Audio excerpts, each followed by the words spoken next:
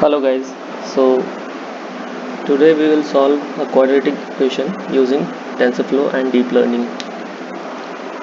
So first of all open Jupyter and then import the necessary libraries, import NumPy as NP and import TensorFlow as TF. Now run the cell. Now first we have to initialize our variable x with zeros. So this is the code. X is equal to tf.variable initialize with 0, data type is equal to tf.float 32. Now we describe our quadratic equation x square minus 10x plus 25.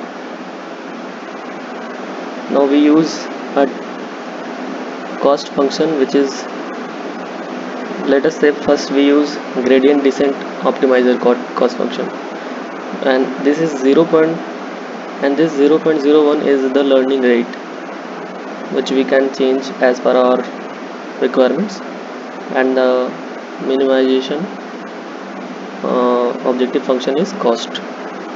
So we are minimizing the cost of the quadratic equation and we are about to find the value of x. So then after we initialize the variables using tf.global variables initializer, which initializes the variables for the session, then we call the session is equal to tf.session. This is the function used to start a session. After that we run session.run init. This initializes all the variables present in our model. Print session.run x. This gives the current output.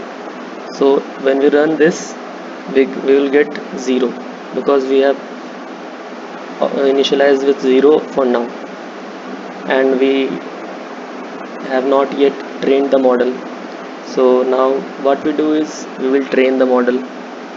So session.run train is used to train the model, and print will give the output after one iteration. So after one iteration the value is 0.09994. okay, and let's say we know that we run a deep learning model training for a large number of iterations. So let's say the number of iteration is 1000 first.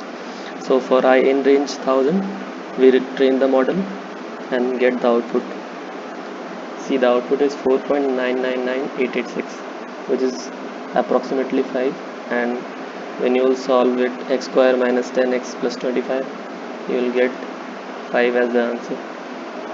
Now what we'll do is we will change the optimizer and see how the output changes.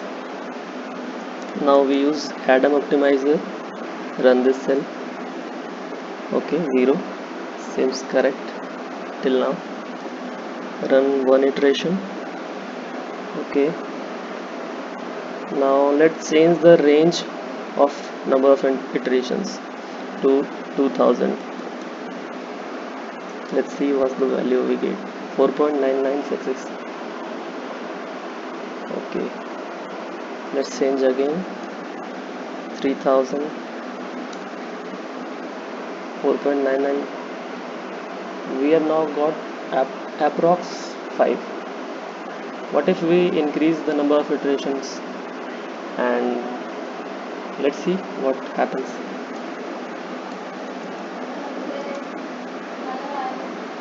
.99, it's still the same. We'll do just one more time. See, the model is giving the output as 5. So you see how powerful a deep learning model is using TensorFlow framework. It is outputting the exact result what we would have calculated using hand. So I guess you guys have got enough intuition behind this, and I'll see you in the next video.